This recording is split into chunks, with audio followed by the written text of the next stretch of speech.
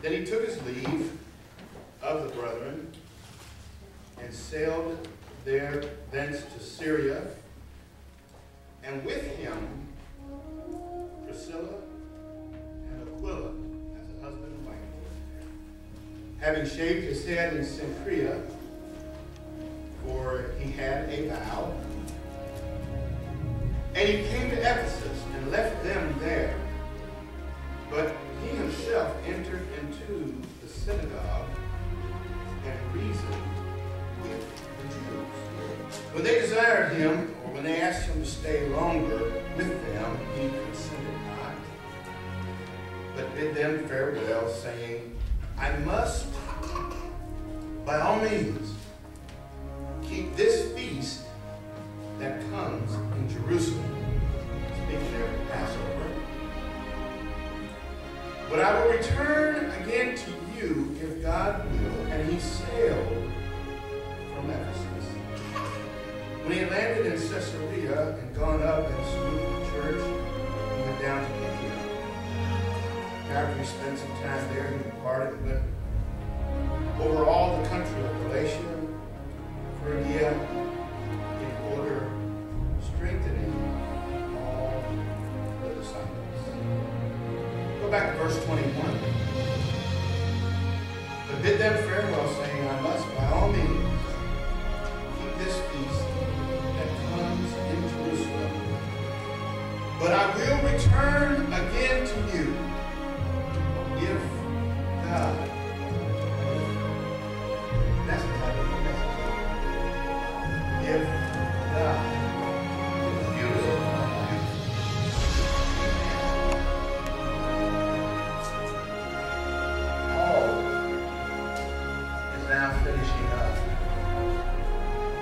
Third missionary journey.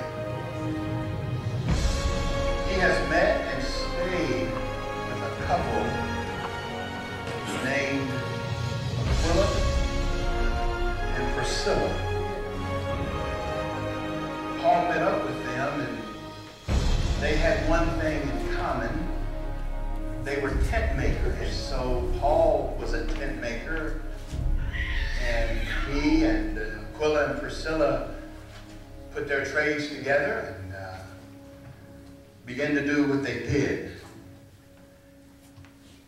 They traveled with Paul to Ephesus, and after Paul was in Ephesus for a while, he was getting ready to leave there and visit several other churches.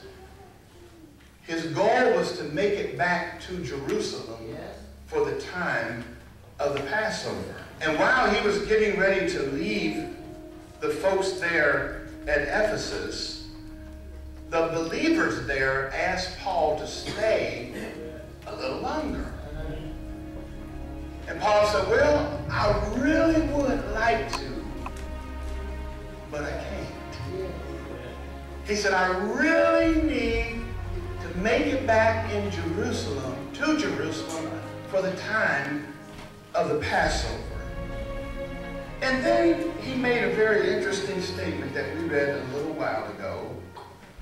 He said to the believers of Ephesus, he said in verse 21b, he says, but I will return to you again,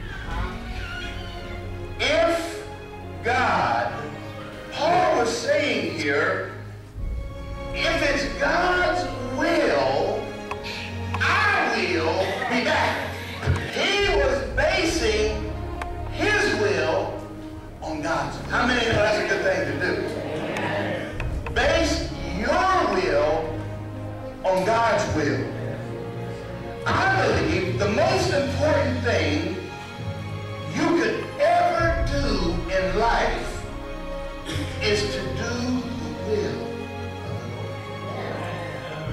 And there is no greater satisfaction in life than doing the will of the Lord. It doesn't really matter how much money you make. And I know we live in a society where money is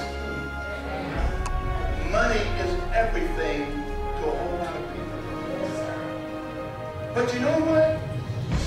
It really doesn't matter how much money you make, because money will never bring true satisfaction. But what really brings satisfaction is when you know that you have lived your life doing the will of the Lord. Far more important than what I want. Far more important than what I want is that the will of the Lord. That's what Jesus said in his model prayer. Remember what he said? Thy kingdom come. Thy will be done. He who knew no sin would become sin for us. For the first time in all of eternity, the Father would turn his back on the Son. Jesus experiencing all of this coming down hard and heavy on him, and in that garden as he sweated drops of blood, he said, Father, if it's possible, let this cup pass from me. Nevertheless, not what I will, but your will be done. You know what, folks? I don't know what the future holds for me, but I certainly know the one who holds the future. And that's all I need to know. I know he knows what's best for me. I know that. Without a doubt. Yeah. All right, here we go. James chapter 4. You found us, say amen? Amen. James chapter 4. Beginning at verse 13. Listen to what James. Now understand, this James is the half-brother of Jesus. All right? That's this James here. James says in verse 13, chapter 4, verse 13, James says, come now, or go to now, you that say, today or tomorrow, we will go into such a city and continue there a year and buy and sell and get gain. Whereas, you know not what shall be on tomorrow. For what is your life? I'm going to tell you what your life is. It's even like a vapor that appears for a little time and then vanishes away. For you ought to say, what? If the Lord will, we shall live and do this or that. Did you see what James said there? There are two things here that I want to point out to you that I see here that James says to us that I think really relates to us today. Two things James says here. First of all, don't take life for granted. Amen. Amen? Amen. And then secondly, don't take God for granted. Amen? We have a tendency to do both. Take life for granted, take God for granted. Just because you woke up this morning don't mean you're going to wake up tomorrow. Just because you laid down in a nice, comfortable bed last night don't mean you're going to lay down in a nice, comfortable bed. Let me remind you of the words of Jesus in John chapter 15, verse 5. Jesus said, I am the vine, you are the branches. He that abides in